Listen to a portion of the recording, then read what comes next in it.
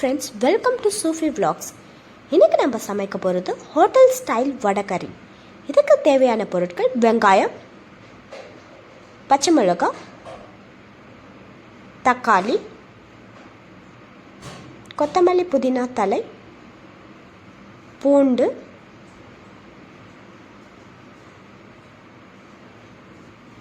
மஞ்சள் தூள், பட்டை, உப்பு, காஷ்மீரி சில்லி பவுடர், வீட்டு மிளகாய் பொடி. இந்த வடை எப்படி செய்யணுன்ட்டு நான் வீடியோக்குள்ளே சொல்கிறேன், ஸ்கிப் பண்ணாமல் பாருங்கள். தேவையான அளவு எண்ணெய் எடுத்துருக்கேன். இப்போது கடாய் சூடானதும் எண்ணெய் போட்டுக்குங்க.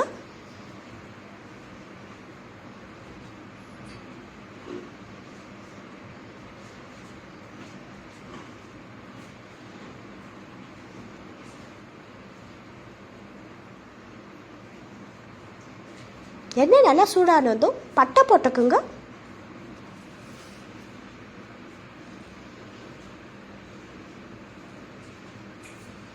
பிரிஞ்சி இலை இருந்தால் கூட நீங்கள் போட்டுக்கலாம். வெங்காயம் சேர்த்துக்குங்க.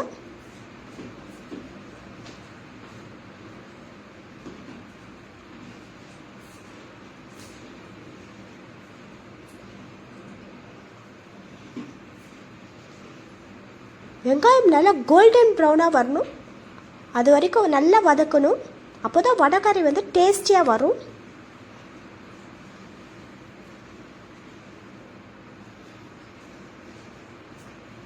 கொஞ்சம் சால்ட் ஆட் பண்ணி வதக்குங்க.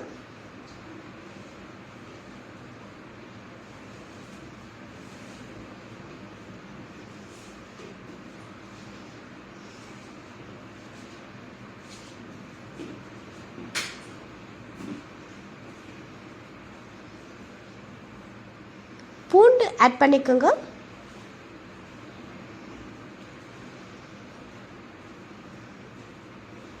பச்சை மிளகாய் ஆட் பண்ணிக்கோங்க.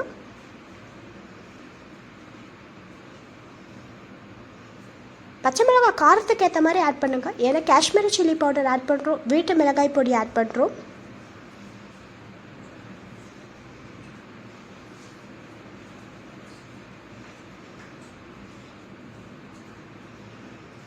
நம்ம எவ்வளோ வந்து மிக்ஸ் பண்ணுறோமோ அவ்வளோ வடைக்கறி அப்போ தான் டேஸ்டியாக வரும்.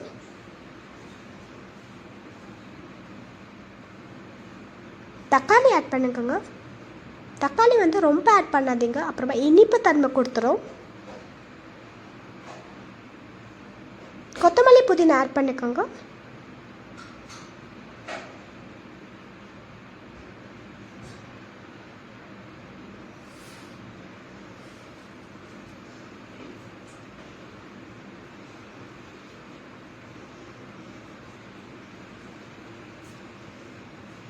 நல்லா கலந்து விட்டுக்கிட்டே இருங்க, இல்லைன்னா அடி பிடிச்சிக்கும் கீழே.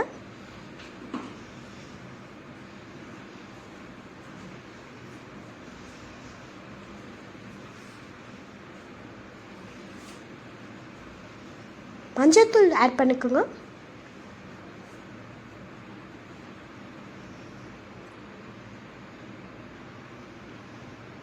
காஷ்மீரி சில்லி பவுடர் ஆட் பண்ணிக்கோங்க.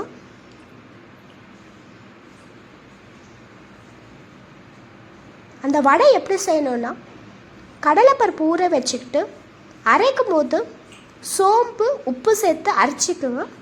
இட்லி குண்டானில் வடை மாதிரி செஞ்சு நல்லா பாயில் பண்ணி எடுத்துக்கோங்க. நல்லா உதிரி எடுத்து வச்சுக்கிட்டிங்கன்னா இந்த வடை ரெடி ஆகிடும்.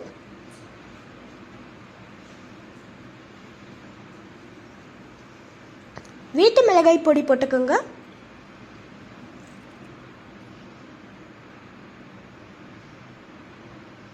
மசாலாலாம் போட்டதுனால அடிப்பிடிக்கும். நல்லா கலந்து விட்டுக்கிட்டே இருங்க. தேவையான அளவு உப்பு சேர்த்துக்குங்க.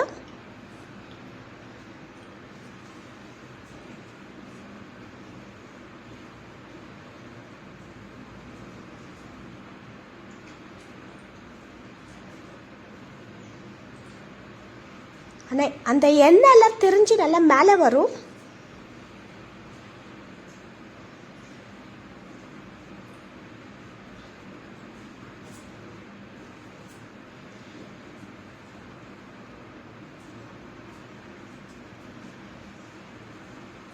அந்த வடை ரெடி பண்ணியிருக்கோம், அதை ஆட் பண்ணிக்கோங்க.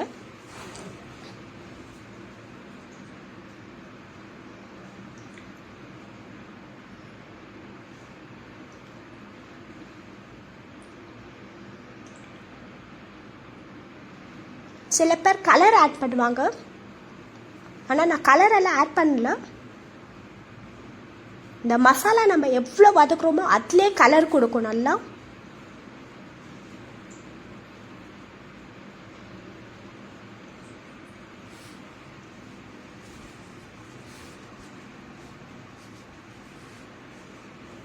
நல்லா மிக்ஸ் பண்ணி எடுத்துக்கோங்க.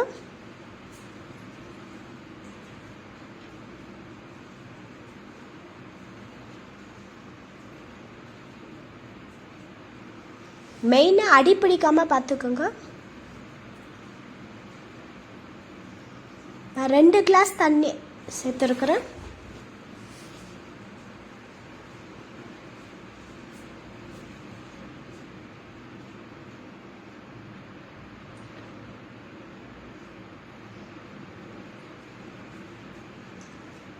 நல்லா கலந்து விட்டுக்குங்க.